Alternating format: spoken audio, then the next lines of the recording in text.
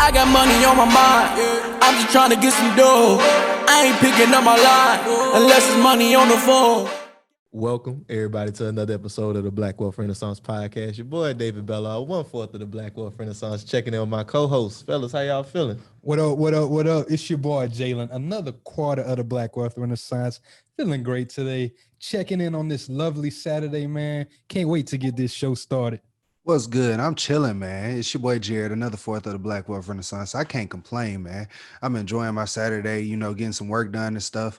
Ready to get into this interesting podcast, man. This is gonna be real cool. Yeah, I'm ready to see what our guests got to talk about today. Man, this brother here, man, y'all was putting me on game by this man's earlier today, and dog, I was just like, dog, these niggas is more exclusive than Supreme. Like, I ain't never heard of nothing like this. Like, man, I was really just hyped for this episode. So, y'all, without further ado, we're going to bring on our guest, man. Good brother out of Kansas City. He living in Denver now. Reese, the founder of Hypernova group. Reese, how you doing, bro?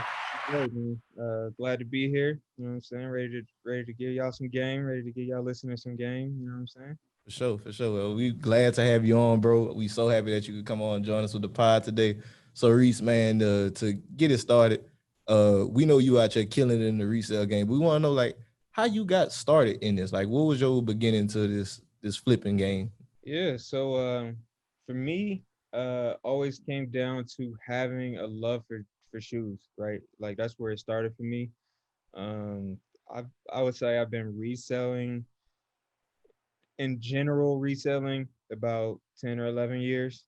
And that started with just like buying 2 pairs of Jordan 11s, like Space Jams or whatever, flip one, make some profit and keep the other one. Mm-hmm. You know what I'm saying? So it started there, and then just over time, grabbing the right shoes, getting lucky a whole bunch of times on some really good ones.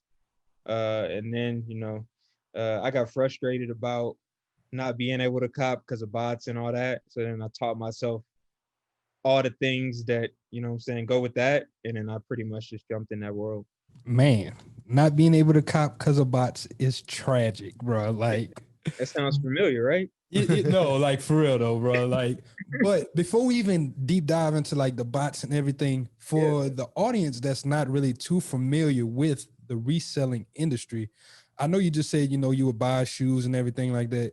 Can you just kind of explain like the whole resale industry and like how there's a ton of money in that market? Yeah, so pretty much when it comes to reselling, anything that is scarce or limited edition, something that's only made, that's going to be made one time and you'll never see it again, that kind of stuff, that stuff is going to hold their value. Or something with, the right person's name attached to it, that's Jordan, like that mm-hmm. tells you that, you know what I'm saying? Like, it just has to have that right name to go with it.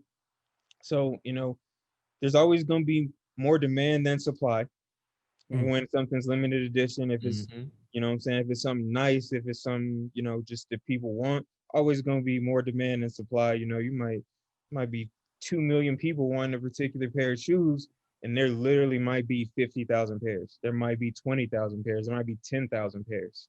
You know what I'm saying? So that's going to drive the value up. People going to pay for what they want. And I kind of want to go back to like your first flip. You said your first flip started out with a pair of Space Jams. Do you remember how much you made off your first flip? There was, at the time, I think it was like 180. There was 180. I sold them for 4. Damn. Hey, that's a good ass come up. Shit, you paid for the shoes that was on your feet. It was like 200 after tax then, right? That's what I was after. I was after like paying for the shoes that I was wearing for myself. You know what I'm saying? That's where it started for me. Mm-hmm. Just starting out like that. But that's a good way to fall into a hustle for anybody that's listening. Like, it's something that you were already into, something you were already knowledgeable about. And then like, it's just like, once you realize you can make a profit, it was no looking back from there. And I kind of want to get into another point that you were talking about. And you said, you got to be able to find the right pair of shoes and the right things, because that's another thing I see whenever people kind of get into this game. They'll fall behind the hype beast, and they don't really realize, this is not going to be a good shoe to resell. That's not going to be a good shoe to resell. Do you remember your first time, like, kind of getting a shoe like that and you kind of went bust? Oh man, that happens. Man, that still happens to this day. That always happens. You know what I'm saying? It's always kind of that like. I'll give you a great example. Right now, that's to me is Yeezy 350s. Right, I can get a ton of like per drop. I might grab 10 or 20 pairs. You know what I'm saying? And then, but the thing is like now I don't really go for them so hard because that's the issue. Yeezy 350s are good for the hold. Mm-hmm. You know what I'm saying? So when you're first starting out, you want turn and burn. Like everything that you get, you want to turn that around and bring that money back. You know what I'm saying? Like instantly. You wanna constantly bring that money back. You don't want nothing you So have to sit on for months. yeah, you don't want to sit on them for months. Like if you have the extra money, you know what I'm saying, to sit on those things and still be able to cop other things to flip, then yeah, that's cool. But if it's like I got $500 and I got 250 tied up in this pair of shoes that I'm waiting on to go up 50 or $100 in 6 to 8 months, you know what I'm saying? Like that's not really Not worth the investment. Going after those flips, is there a certain method that you're kind of looking into? Because I know you say it still happens, but is there a certain method that you kind of go into? Like, how are you figuring out how much quantity is being made and things like that? quantities are always hard. There's a lot of like speculation when it comes to Mhm. quantities, you know what I'm saying? Like, before the drop, you never really know quantities because then those numbers never really get released. Okay. So it's you're mainly kind of judging on hype level. What on Twitter, follow a lot of sneakerheads, Instagram, follow a lot of sneakerheads. You'll see what people are talking about. You'll see what what I'm saying, the drops that are coming out, like the ones that are gonna be those ones, And then there's also the sleepers. There's a bunch of sleepers that you're like, man, like I don't know if I want to spend 175, 180, 200, whatever it is on this particular shoe, and then you don't, and then the shoe ends up being worth like 800, and then you sitting there looking silly. But there's no way to gauge it. So okay, like I know you said they got a whole stock market for these things, right? It's like Yeah, for sure. StockX. StockX. Yeah, So yeah. so we know that the supply is not really like put out there, like the total supply. So like how they determine it, just based off the demand and how many pairs people putting up there? What you mean, like the price? Yeah, like how they determine the price on StockX, like because okay, if it's a limited release and like y'all all trying to get the same shoes, but y'all don't know how many shoes is on the market, like if it kind of leaves the supply undefined. Exactly. So it's kind of hard to gauge what a shoe is going to do because usually if you pay attention to StockX, right, and StockX is, I would say, a good baseline, but you're going to have like on some of the other selling sites, you might get 15, 20, 30, $40 for a shoe more, or you might get less. So you just got to kind of pay attention to multiple markets. But the thing is like once everybody has the shoes, once your shoes are sold out, right, then all the people that hold the shoes control the price. So say there's 10,000, they all sell out. They all sell to resellers. 1,000 of the people use their mom's credit card, so they like, I got to get mom's this money back for she be tripping. So they gonna just whatever they can sell it for to get them off. That's what they gonna do. That that a few days after release is people like panic selling. The other people, once all the panic sellers are gone, it kind of works for me.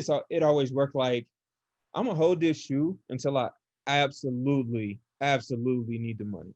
And then I'll sell. So then I'll kind of see what the market is, and I'll put like it depends. Like there's been situations where I'm like, man, Travis Scott sixes. I was like, man, I'm kind of broke right now. These are going for like 800. I could hold out and get more, or I could just take the 800. I just sold them. You know what I'm saying? Like pay some bills. You know what I mean? Like you Hey, bro, just hold them. that's crazy because I literally just like 2 months ago, I sold a pair of the Oilers, the Forest. I got them joints in 2018, and I got them. I paid $220 for them, and I sold them to my homie. I sold them to my homie for like $850, and I knew the value of it because that shoe's actually going for about $1,200 to $1,300. That's It was the insane. dead stock shoe, like never put on nothing. Okay, so for people who don't know what dead stock mean, what is dead stock? Never worn, never tried on, never laced up. If they came unlaced, they just in the box. original condition. Like you bought 'em literally just to resell. either that or it's like I got pairs that I've like just held, like pairs that I've like some certain ones that I just loved and I wanted to double up on that I've had for like 5-6 years where I wore the other pair and I just got another pair just sitting there brand new. and that's how I was with those shoes. Like whenever you said I was kind of like hard on some money. So I was like, hey, I got these shoes just sitting. I could probably get this amount of money for them, but let me just get them off to my homie. He want them. And I already know he gonna resell them. So I'm gonna just let him make his money too, and I'll make my money too, and we good. But bro, where are y'all finding people that's paying $1,200 and $1,300 for some shoes? Like, where's the? So I'm ignorant. Explain to me, where's the resale market? Like, where do y'all find these people? And they're everywhere. Mm-hmm. Bro, you can post on eBay, you can post on OfferUp, you can post on Craigslist, you can post on StockX, Goat. You know what I'm saying? Some people make Instagram pages where they just sell all their stuff and you can DM them. People make their own websites where they sell their stuff and you know what I'm saying, buy directly off the website. Like they're there, man. These people, like, it's people there. People, there's always, like I said, anything rare. It don't matter what it is. If it's art, if it's shoes, if it's basketball cards, if it's rare and people want it, it's a demand for it, then people gonna come out the way. You'd be surprised. You'd be like, man, nobody's gonna pay two.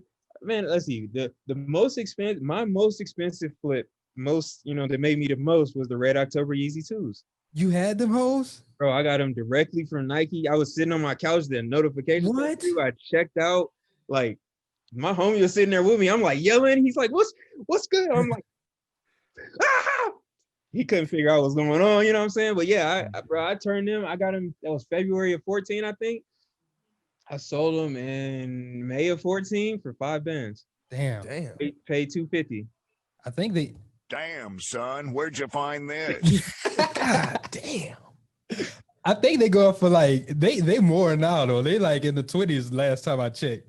They up $5 bands. They 20 up. bands? Yeah, 20 they bands, bro. Yeah, they was, you know what I'm saying? It was $5 in 2014. And it's because of, like he said, that shoe is so rare. It's limited. And that's the shoe that really started everything with Kanye, with Nike, and like him getting away from there. Like, if you know the story behind that shoe, you will understand like why that shit was so limited.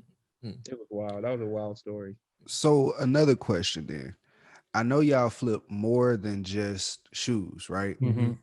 So with that being said, how do y'all find these other markets or these other products that are like, going to be limited and stuff like that, or really rare to the point to where you can flip them for these enormous amounts of money? It's interesting because they come and go at random.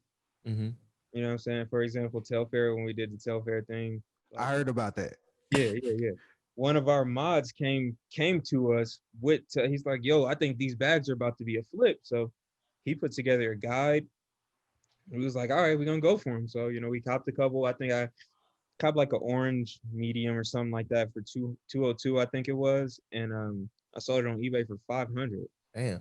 And then so I was like, yeah, this is it. Like, this is what we need to be paying attention to right now. And then the famous day happened where they dropped like every color and like all that.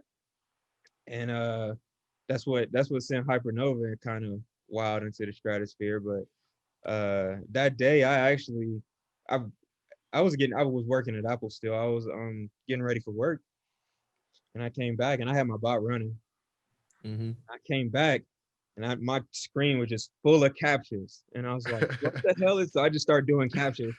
As soon as every time I would do a capture, checkout, capture, checkout, capture, I just kept doing them. I ended up with 20 something checkouts, and they canceled all my orders that day. Damn.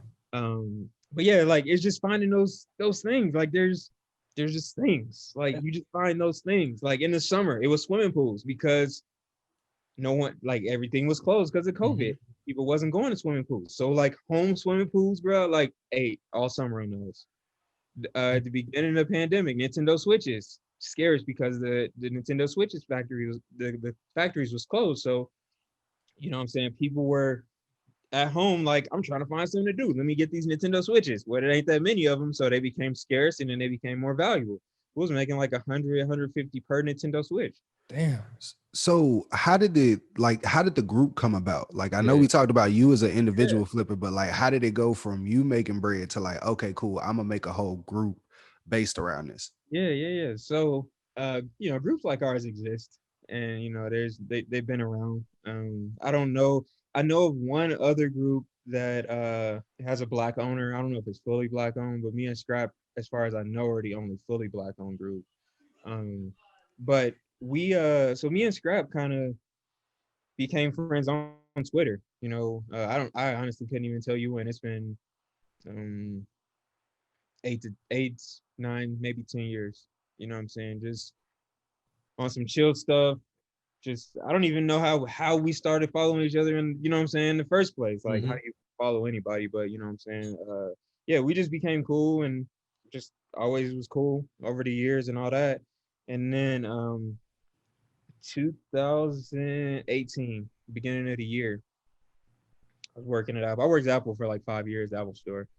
One of my coworkers owns a consignment shop in Denver, like a resale consignment shop for shoes, clothes, Supreme, all that kind of stuff. And I was just talking to him. I was like, yo, what? Bro, I'm in debt. I need to pay off these credit cards. Like, what can I do? I was familiar with all that stuff. And he's like, look into bots, this and that and the other. And I'm like, all right, whatever. So I think it was a Supreme released Rimowa like suitcases. Supreme, they were like $1,800 like metal suitcases with Supreme all over them, whatever. I know which ones you talking about. Yeah. So, but they were selling for like $5. So I was like, I need that. You know what I'm saying? So I tried, and of course I took the L.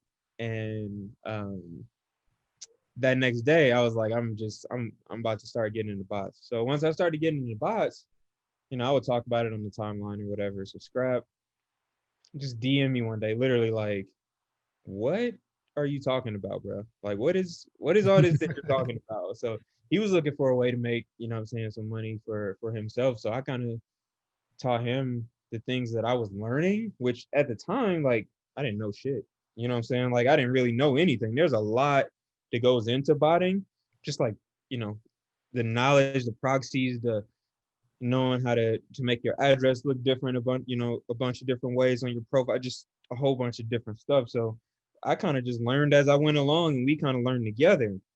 And then at the end of 19, one of our friends was doing some like donations for charity and trying to get some donations for charity for cows, I believe it was.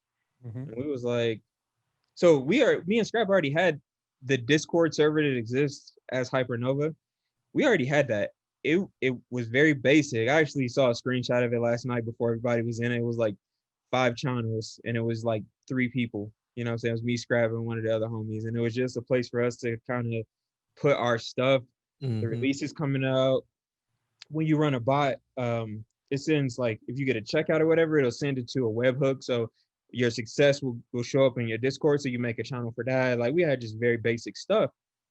And Scrap was like, yo, let's get some people to join, and we'll donate all the money to charity. And we're like, I was like, bro, nobody's about to pay us to join this shit. What are you talking about? He's like, nah, people gonna pay. I'm like, all right. So people like started hitting us up. Yo, I'm gonna pay. I think we was charging $200 at first. And so people was paying it too. And so people was getting in, got a few little successes, you know what I'm saying? Like Yeezys and Off-Whites and stuff like that when it was only a few members. But people started seeing that, and it was like, yo, I need to be in that. You know what I'm saying? So it just grew over time. And I'd say, like, it grew, but it grew at a regular pace. It wasn't like, it didn't grow at a crazy pace until the Telfair incident. And then it just like shot through the roof. And I kind of want to take a little step back and zoom out and talk about the bots, because this is like your 3rd time bringing it up. Yeah. I just want to talk about it for those who don't know what a bot is and what be going on. If you like just a regular retail customer and you can't get some shoes sometimes, and you just let them know, like, hey, this is why your asses get whipped. Yeah. Yeah. So a bot is essentially a piece of software. You know what I'm saying? There's many different ones that do different types of different sites, whether it's a shoe sites or a Shopify site or Supreme or you know what I'm saying, like Off-White, you know what I'm saying, just different Converse, just different types of bots that do different sites. There's bots that specialize in one type of thing. There's bots that like have multiple different types of sites or can do all the sites or whatever. But essentially it's a piece of software that you put your profiles in. Each profile you match with a credit card or debit card, you know what I'm saying, however many you got, make a profile for each one, make your name look a little different to where it'll still not get flagged, obviously, you know what I'm saying, make your address look a little different.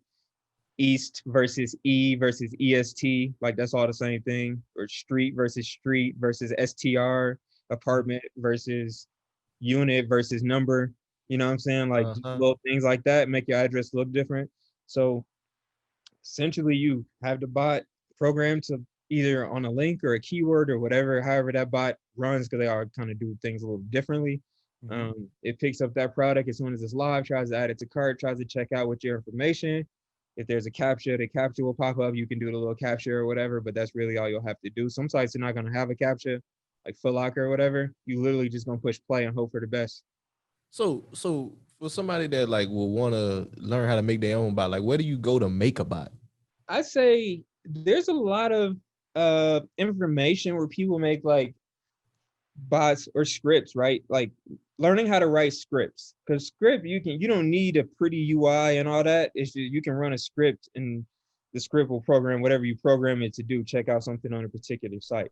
So I would say that's where a lot of people start, but then after time, you know what I'm saying, if you want to make your bot really good, you're going to have to make it faster and all that. So you're going to need to learn how to do requests, which is a request is every time you go to a website, you click a link, that click goes to the server and then pings back to your computer the next page or whatever that you clicked on. That's a request.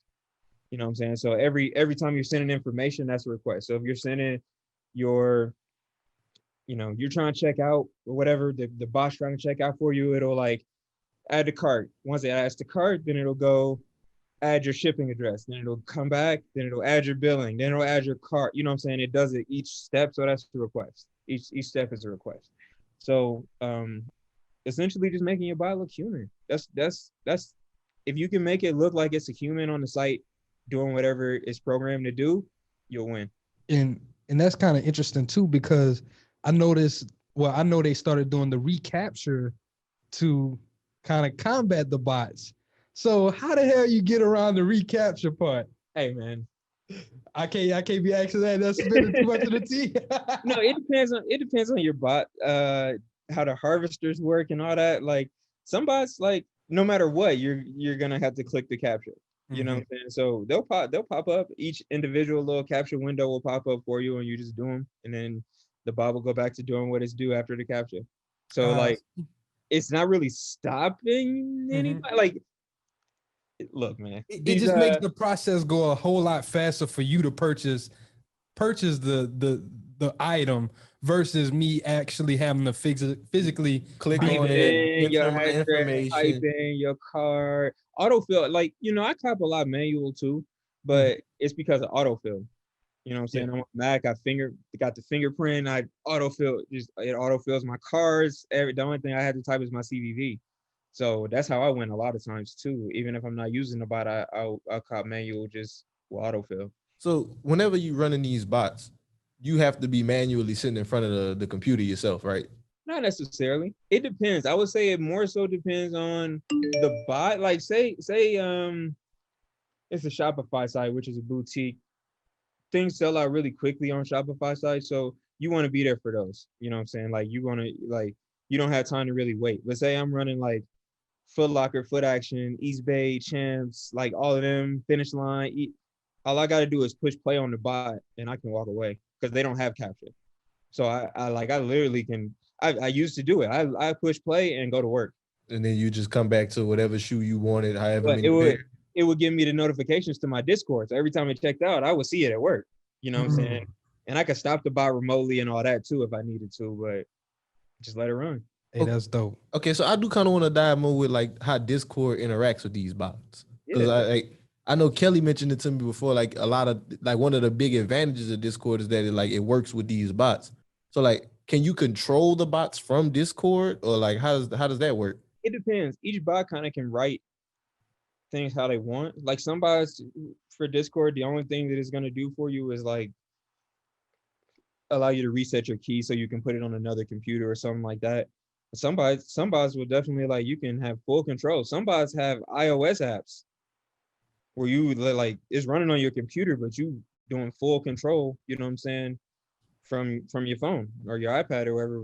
You ain't even got to be there. You know what I mean? So it just depends. It depends on the bot. They all kind of write down. They all have their own bag of tricks or whatever. So and there there's a resale market for bots.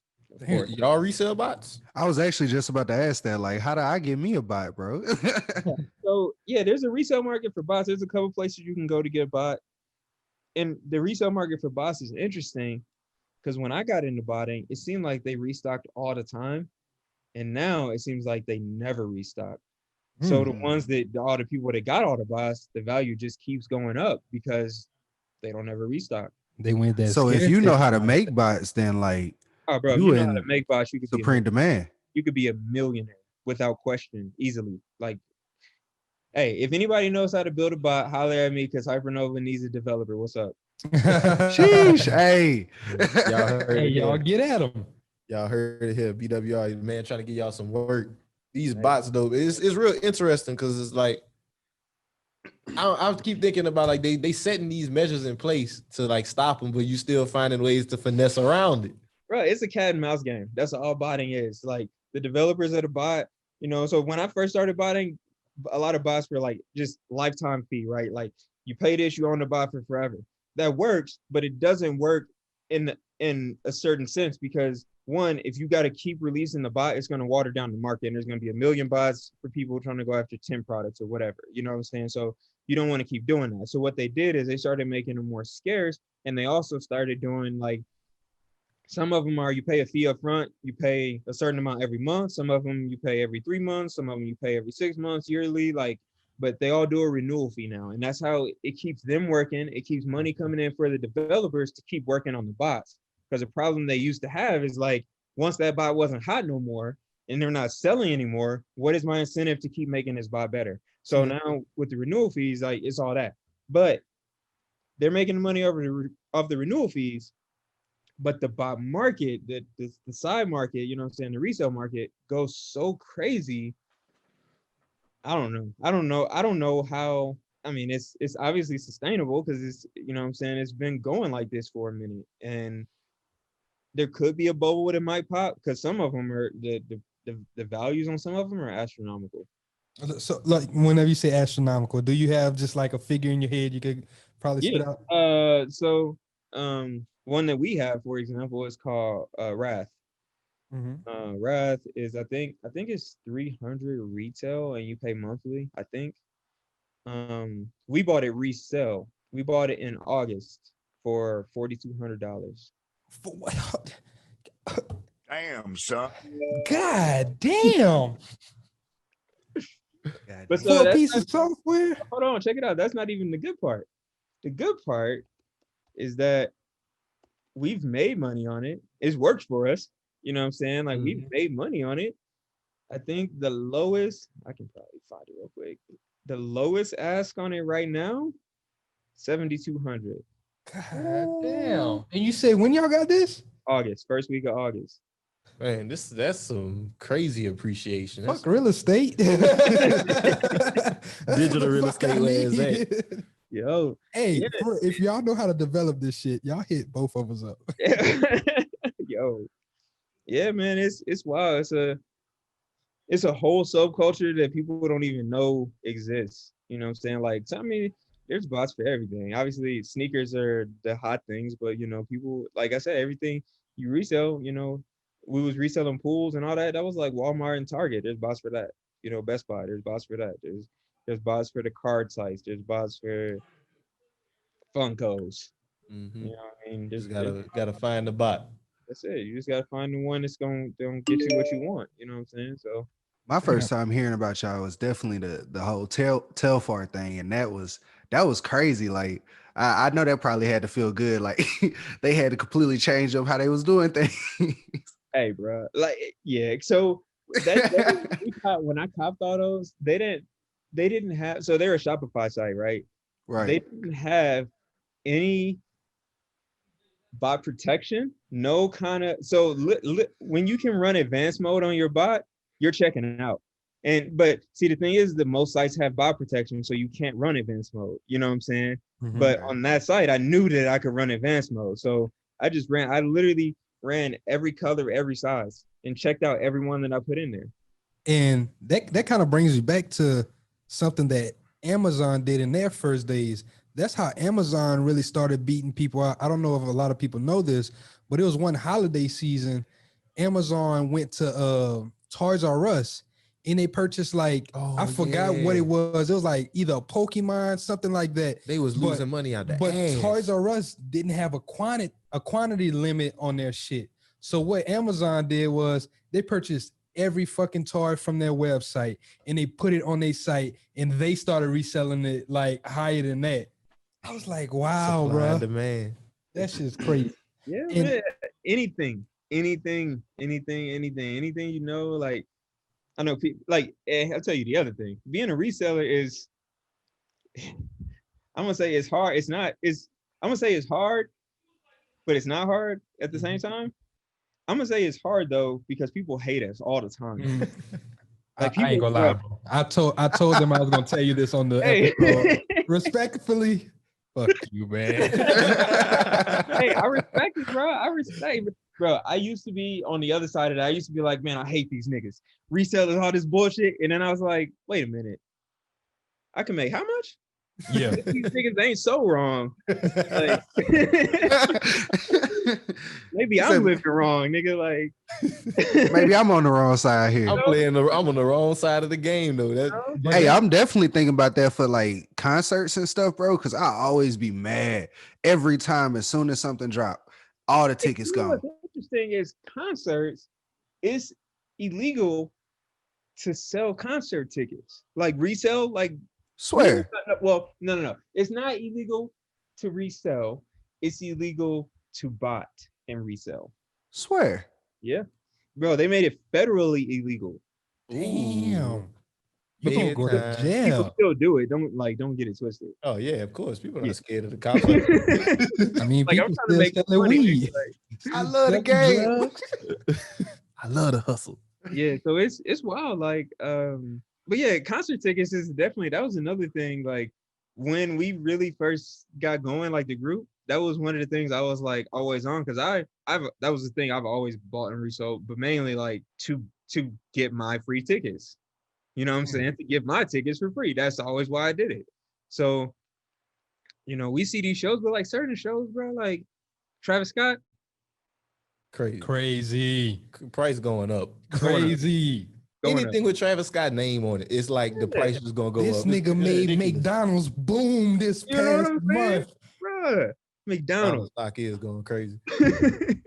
Off a Cactus Jack. Even like a Beyonce fucking concert, because you know the bitch gonna sell out. Yo, a Beyonce concert is good money. Like the one you know the ones like Beyonce 100%. Drake 100%. Tame Impala going up. What else? You know, some of them rock bands. Bro, I sold right before COVID happened. I think we got some Garth Brooks tickets. Like anyway, I used to only buy the ones for the city that I was in. Scrap that. Like wherever we think they're gonna sell it, I think I bought Garth Brooks tickets at the football stadium in Cleveland or something like ridiculous. You know what I'm saying? I think I paid $100 a piece and sold them for like $800 for the pair. God dang. You know, like. And whenever you buying these tickets, like, do you care what section is gonna be or like anything like that? Closest to the stage, you know what I'm saying? Like usually closest to the stage, or if it's an arena show, GA floor seats, or it depends. Like Travis Scott when he was in Denver, it was just GA on the floor, but it wasn't seats. If it's just GA on the floor, I always try to get assigned seats closest to the stage. I got you. You know what I'm saying? Like, right. Man, I remember it was like 2 years ago, probably. I got Bruno Mars. Oh, I know that shit went crazy. That was the 24 karat tour, Yeah. right? He played at Pepsi Center in Denver. I think I grabbed 2 tickets.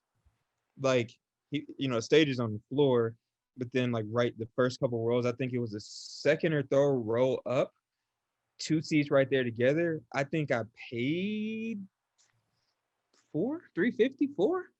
I think I sold them for 700 a piece. Buy That's and sell later. 1,400, man. But that's I love it because that's like the difference between being just like when you coming in with that consumer mentality and when you coming in as like that entrepreneur mentality. Like I'm going to make something out of this, like out of opportunity out of this, basically. And I'm glad you said that because that's what you kind of alluded to. You was like, man, I can either be mad at this shit or I can get with it. Like, and it brings me back to like the movie Baby Boy. Or Jody, which one you gonna be, your consumer or your producer? Right. You make up your mind when you see like I said, when I hit like them Yeezys, right, them Red Octobers, bro. Like I moved to Denver. I was moving to Denver. Me, my wife, and my baby was 1 at the time, and like I had saved up a little bit of money, but I was working at a liquor store. You know what I'm saying? Like I didn't have no money. My wife was like a GM of a Five Guys. She didn't really make no money for real either. And like I hit those, sold them shoes, used that money, moved to Denver. Like we got a little 1 bedroom. Like we was broke as hell when we moved here, but we made it work and built up. And like reselling was a part of that because I had a bunch of shoes that I accumulated in Kansas City, you know what I'm saying, that I brought out here. And every time I needed some money, I would just sell a pair or two. For more than what you bought them for. Yeah. And I like how you brought that up too, because there's a lot of people I see, sometimes they get too attached to sentimental value. Like a lot of people like, oh man, I'm broke. Bro, you got a closet full of like all of this shit. If you don't get out there and start reselling, like you said, you can put this shit on eBay. You can wake up and your shit is gone. All you got to do is go drop it off to the damn post You office. ain't got to see nobody. Nothing, That's bro. the easiest for me, man. Like I much prefer selling online and selling hand to hand because I don't gotta see nobody. I don't gotta talk to nobody. Like you might send me a message or whatever. I can respond to that. I ain't gotta call nobody. You know what I'm saying? We Like ain't gotta take the time out of there to go stand here, meet up. Worry if this person's sketchy or not. And then I got a UPS and FedEx account. I got a label printer at the house. I literally, bro, I be because we order so much stuff. I see the UPS, like my UPS man, he comes like 3 to 5 times a week to my house. You know what I'm saying? Like I be giving him like Cokes and snacks and shit because this man be work, bro. So he'd come through and have like 10 boxes, like on a Yeezy drop or something. He'd come through and have like 10, 15 boxes. I'd be like, bro, here's some snack. I'd be asking him, like, you want me to get you a gift card? You like Starbucks? Like, what you like? He like, no, I'm good with the Cokes. Hey man, keep your people happy and keep you take care of your stuff. Yeah, for sure. I ain't never had a problem either. It is hard. I love it. So Reese, bro, I do want to hop into the group more because one thing we've been touching on. Damn. One thing we've been touching on throughout this, we've been talking about a lot with the reselling, like how it works, is scarcity. And one thing I really admire about your group, and I think is like really unique about it, is that you limit the amount of members it is in there. So can you speak to why you do that? A couple of reasons. One, we want to make sure we can give a good rate of success. You know what I'm saying? Like we want to make sure that we can tend to everybody because there's gonna be a lot that goes into, like, if you coming in and you have no prior knowledge of reselling, sports betting, sports cards, kind of the things that we be doing in there, it's gonna take you a minute to kind of to get a grasp. So we want to make sure we have the staff that's available to make sure everybody, can get their questions answered, get the knowledge that they need to be successful. Can you kind of go, I know we touched about the group and you just talked about like some of the things y'all do, the sports betting, the reselling.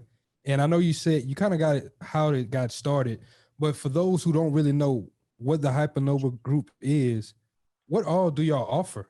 Hypernova group, it started as a place that was literally for reselling shoes and clothes. That's what it started as. It's grown into much more.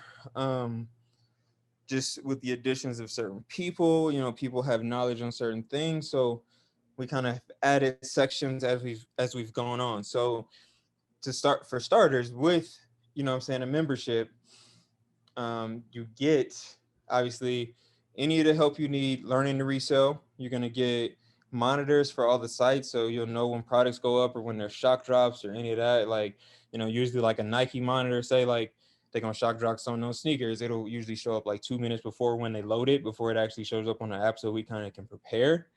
So little stuff like that. But yeah, any of the important sites are monitored. We have, you know, Amazon, Best Buy monitors. We can add particular products, like if it's a particular whatever. Like right now, graphics cards are hot. So we went crazy yesterday, 2 days ago. I don't know. I don't even remember. On Best Buy, because the graphics card monitor was just pinging off. So we were able to, you know, grab quite a few as a group. So we kind of just go whatever's hot, add it to the monitors, watch the monitors. So then that's just the monitors. That's only basically shoes and clothes and whatever other hot items. Then you got let's see, sports betting. We got a pretty good group that gives picks on whatever sports that we probably do the most in the group: baseball, basketball, NFL, college football. You know, you might get some soccer picks in there, or, you know, some tennis picks as well. But they hit at a pretty solid rate with their picks. So, you know, obviously people kind of guide you as far as that goes. And we have guides on everything as well too. So, you know, it's a guide on, you know, betting and reselling and all that, botting and all that stuff. But yeah, you know, there's guys teach you how to bet. I don't know, you guys probably know Tara. Tara has you know, for stackers only. She has a mobile home guide, so we have a mobile home flip section. Guide is in there. Her guide is in there for a discount for our members. And then there's a chat for that as well. So people talking about their finds, you know, asking questions, kind of getting advice. You know, Tara's in there. Tara's also giving sports picks. Shout out to Tara and her sports picks, 100%. Killing the WNBA. Auto flips. Auto flips are in there. Same thing. So cars, like you flipping cars in that motherfucker too. Yeah, one of the members, one of our newer members. I mean, he's been in there for a little bit now, but he sold cars. You know what I mean? So it was one of his side hustles. So he kind of put together a guide in the section for us in the group. There's a chat for that as well. You know what I mean? So it's a little bit of everything going on in there. Just any way that we can find to bring value to the group and make our members some money, we're gonna do it. Because everything is not gonna be for everybody. Like I ain't even looking auto flip section, bro. I'm gonna be honest with you. Like I ain't even thought about it. That ain't on you. But any day I could be like, you know what? I feel like flipping a car today. You know what I mean? Like, so it's always like, and I always tell people, like, when you join the group, pick your one thing. Pick that one thing, stick with it, you know what I'm saying? Go with it, you know what I'm saying? And then once you master that thing, then branch out to something else, because you don't want to try to take it all on at the same time. It's like drinking through a fire hose. You're gonna get overwhelmed. You trying to flip cars, trade options, resell clothes, sports betting. Yeah. Now you go bust your head trying to do all that. Yep. Be patient. Reese, I do want to know, man, what's the biggest flip you've seen in the Hypernova group, like in any one of the channels? Like a single, like one item? Yeah, like just one off, like they just flipped it and you was like, damn. Matter of fact, let's do single one item and then as a group that y'all flip to. Ooh, PS5s ain't happened yet. Just wait.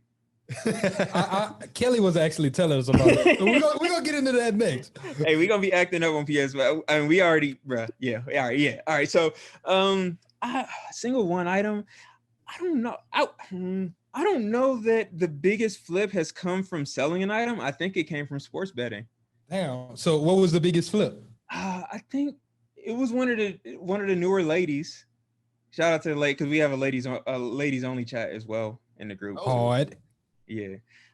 So shout out to the ladies, but I want to say it was something crazy, bro. It was like she turned like 5 bands into like close to 10. Yeah, and I was like, you better than me, because I be making these $100 bets and I be sweating like, bro, woo. I'm not a betting man when it comes to sports, man. I'm too faint of heart for it. I get upset whenever they start losing. Bruh, yeah, you had your days, you go up and down, but see, I've been betting off the same $50 that I started betting with like 2 months ago, and I've gone up, gone down, I've taken some out, spent some, you know what I'm saying? Like, and I'm still up, like I'm still way up. So I doing all right. Them, Yeah. like I said, them Hypernova picks be That's having the advantage of the community. Wait, like, wait. Kelly actually sent this shit early. Somebody made 120K off of fucking betting that bitch. Bro, they that was what is that? Daily Fantasy? Daily Fantasy, yeah. That's What right. the I forgot fuck? about that. That was the other day. You're right. how you just forget somebody? Come on, man. Niggas is making bread in this group, y'all. Hey, man, get this man some hand claps, man, because you out here helping people get to a bag, bro. You out Hey, we got members to do everything, bro. So over the summer pools is one particular member that he was renting U-Hauls, right? He had like a warehouse storage unit. I don't know what it was. But it was like that kind of, he was hitting Targets, Walmarts, buying every pool they had, bro. Filling up the U-Haul, getting them off, made 30 plus in like the first month he was in Hypernova. So people also resell two people in the group? Depending on what it is, yeah. Mm-hmm. So it's like almost like what you and Matt. Like, I'm pretty sure he sell the pool to somebody in the group. They could still upsell it to somebody else. Yeah. And correct me if I'm wrong, but don't y'all don't people resell the memberships? Like, isn't that how you have to get in? That is also correct. We restock memberships, but not see, and that's what I was talking about earlier, that people never leave. So like we was trying to like keep the group capped, but it's hard to keep the group capped and keep interest, you know what I'm saying, in the group. Because if we were just like, all right, nobody's leaving, and then we just stop tweeting, bro, like, you know what I mean? You gotta keep people at least engaged, you know what I mean? Even if you're not out there actively giving memberships, still like stay engaged with the community because people pay attention. But yeah, people definitely resell the memberships because it's so hard to get in. So they have a value, Exclusive. How many people do y'all currently have in there? See, including lifetime, because we got some lifetime members, including lifetime, I think like 700, 7,000. 700. Damn. And then and I think you had mentioned like around 600. That's the rotating spots that people kind of fall in. Yeah, but yeah, like I said, most people don't really leave. Because if you would, I wouldn't leave neither. Shoot, people out there making 120K on the sports bets, I got it. So you said it started off as $200 a month. Yeah, $200 for a lifetime to be in forever. Oh, so these people that got grandfathered in them first 100 that. Ooh. So now is it like monthly or do you pay like yearly? How we doing now? Monthly, 50 a month. If you got one of the older keys, it used to be 40 a month. That ain't bad though. That ain't bad at all. Especially like you said, you making 30, 40K in there, 120K in there. Even if you someone that's not in there all the time and not even taking it that seriously, you can make 500 to 1,000 a week, and you know what I'm saying, like, and that's more than most people make it their job. You just got to pick that one, like you said. Pick that one. The knowledge is there. My brother didn't bust my head, man. Cool. I need to get in that group. Hey, yeah, the Hypernova group, they out there killing it, man. So gotta find somebody with that key. Hey, bro. So Reese, bro, I want to ask you, what's next for Hypernova? Like, I mean, I see y'all hot, bro. Y'all, I went look on y'all Twitter, like I told you at the beginning, bro. People on that Twitter, like, they fiending for what y'all got. I seen y'all drop that hoodie. They said, man, I need that, man. Yeah. So, like I said, we just try to stay active. So anything that comes up, we just gonna try to, do whatever we can do. So right now, we're about to reach 6,000 followers. So every time we get another 1,000 followers on Twitter, we usually do something. We're like 2 or 3 followers away. So I don't know what we're gonna do for it, but we're definitely got some things in the works. We definitely gonna give away a PS5 for Christmas. We definitely going to give out some Thanksgiving meals. Yeah, that's hard, man. I think we're gonna do some Christmases for some single parents as well. And I like how that's how y'all started the group too, because I didn't brush over that. That's what you said. Scrap said we're gonna start this off and start off by giving to charity.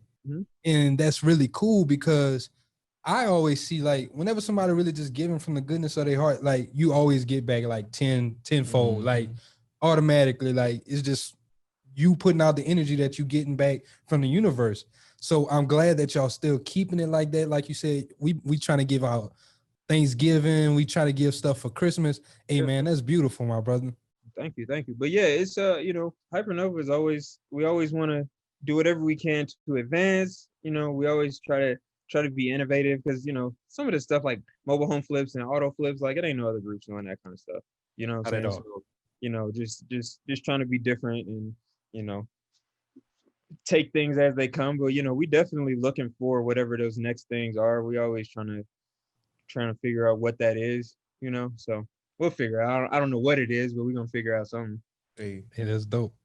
I love it. And I keep on hearing you talking about these PS5s, man. Yeah. What y'all deal with these PS5s, man? It's crazy because like everybody was mad at the bots and all that, but really we went crazy manual because most of the sites you couldn't be botted that day. It was a lot going on when they dropped all the pre-orders. But so again, we have monitors for everything. So we was able to catch when stuff like, because when they dropped PS5s that day, they dropped them on like a Wednesday. They were supposed to drop them the next day. Everybody's supposed to drop them like all the stores at the same time, and the stores just started doing whatever they wanted. So it would ping the monitor or we catch a Twitter link and we'd just throw it to the group and everybody would just go grab. So I know we got a couple hundred. Well, if y'all need a PS5, I don't know if you want to go that route, but the store ain't got them. Yeah, that was a wild day. I think I got 13 myself. Man, my brother, y'all out here doing the damn thing, bro. I love it because it's just the spirit of entrepreneurship and the very, very essence of it all. Buy low, sell high. Yep, pretty much, bro. It's interesting. People hate resellers, but then they go buy stuff from like Walmart, and you like, bro, Walmart is a reseller, my G.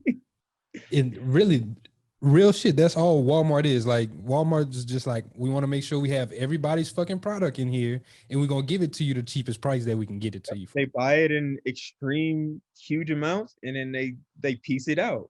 And I saw people were even upset about that. Like, I think that happened, Jared. You was telling us about that with the bags, right? People were mad because you getting the stuff at a low price.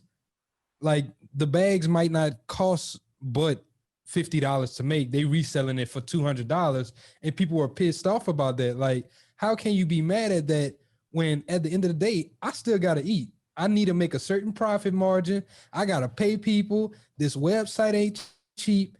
Shipping the shit ain't cheap. Like a lot of people, like David said, they keep their consumer hat on instead of actually thinking of it from the other spectrum of the producer. Like you said, man, it's a lot that goes into it. A lot of people benefit from us reselling. Like it's not just, yes, it's putting money in my pocket or whatever, but like you said, bro, we produce, you know what I'm saying? We participate in the economy. Yep. We cop all the shoes from the stores, so the stores ain't hurting. So it's not like people were looking at like, y'all are defrauding the store. No, they're getting every dollar that they had them shoes up for sale for. You know what I'm saying? Like the person that's paying more is the person on the other end that wasn't able to get the shoes that really wants them. That's the only person who's paying more. The people that are eating, obviously, it's the store. You know what I'm saying? It's us that's making our little money from whatever. Is the company that makes the boxes that we ship everything in. The company that makes the tape. FedEx, UPS. You know what I'm saying? Like it's a business to the economy. Yeah. And that was an interesting thing I thought about. Like the whole Telfar situation was like people were mad, like, oh, you brought up all the bags, blah, blah, blah. But my thing with that was like on the flip side, this black-owned luxury like bag brand, like they just sold out. Like all that shit. This hype. They just sold out everything, and they got this hype around them now. So it's like realistically, y'all kind of helped them. You know what I'm saying? You know what's wild? That was a crazy day, and at the time, all they sold was hats, belts, and the bags, right? Well, now, bro, I still got like my notifications on for Instagram where they be posting coats and bandanas and all. I'm like, that's interesting. Right. Took it and capitalized off it though. That's dope. Well, Reese, bro, we're gonna go ahead. We're gonna pivot to the last segment of the show, bro. We're gonna ask you, man, what's on your timeline? So, what's something you seen on social media that you just want to speak about, my brother? Bruh, I don't want Danny Green to shoot no more, nothing, no Hold more, Hold on, man. no more, bruh. He needs some milk. That's what his jumper need. Bruh, like that's for real. That's what my timeline has been all day. I feel like just Lakers, you know. So me being a Lakers fan, I was like, when Brian passed him that ball last night, I was just looking at the TV like, oh, all right. I would have much rather AD be in that position. Anybody, like They couldn't even pass it to Rondo at that damn point. I ain't gonna lie. bro, they had KCP on in the left corner. You know what I'm saying? They took Caruso out of the game to put Danny Green in. I would have rather Caruso took the shot. Anybody, bro. Don't matter. Anybody. Bro, they could have gave it to Markieff Morris. I'd like, hey man, Markieff the dude, man. hey, you know, I grew up in Kansas City, so all my friends is KU fans and all that. So my wife is a KU fan and all that. So yeah, man, it's crazy though. I'm looking at it now like this should have never went to 3-3, bro. They could have knocked this out a while ago. I don't think it's gonna be game 6, huh? it's gonna be game 6, yeah, 3-2. Oh shit, It's So, 3-2. I think. Look, man, I was on the timeline. I was having the most interesting kind of conversation this morning. And people was like, Miami got the momentum, and it's like it's dead, and we going to 7. And I'm like, look, man, I hear what y'all bro. saying. I hear y'all, but like, I don't think so. And like that might just be me being a Lakers fan. But like at the same time, bro, like y'all think the Lakers about to go on a 3-game losing streak to Miami? I don't know about that. I doubt it. LeBron James gonna have something else to say about that one. Yeah, I ain't even the biggest Bron fan, but I don't know that man to go down like that. And plus, came back and whipped the way Warriors' he ass. played last night, it was on everybody else. Well, we're gonna see Sunday what them boys gonna do. Yeah. But man, we'll go over to the last section, pretty much just wrap out the show, my brother. Reese, we just want to say thank you for coming on, bro. Just dropping these gems on the resale market. And we just want to say, just plug yourself in, let the people know where they can follow you, let them know where they can find Hypernova, how they can kind of get some type of information on when's the next opening for the group. Definitely. So follow me on Twitter. My ad is Washed Reese, WASHEDREESE. Follow Hypernova Group, just like it sounds. Follow Positive Scrap, my business partner. You know, as far as the group goes, we definitely going to open some spots pretty soon. We usually do it on Sundays, but I might do a you know what I'm saying, a surprise drop for y'all. I'll let y'all do it on y'all's timeline or something, you know what I'm saying? So y'all that's we a can bet. do when the episode. Yeah, I throw y'all some too if y'all want to get in. I throw y'all some membership keys. Hey, that's a love, bet. bro. That's love. Yeah, Appreciate you, brother. for sure. I got y'all. Hey, Hey, I just want to say thank you y'all, again. Yeah, and y'all definitely go hit that follow button. Y'all go check them out. Check my brother out. Y'all keep up with him. Hey, this man got some information, some knowledge.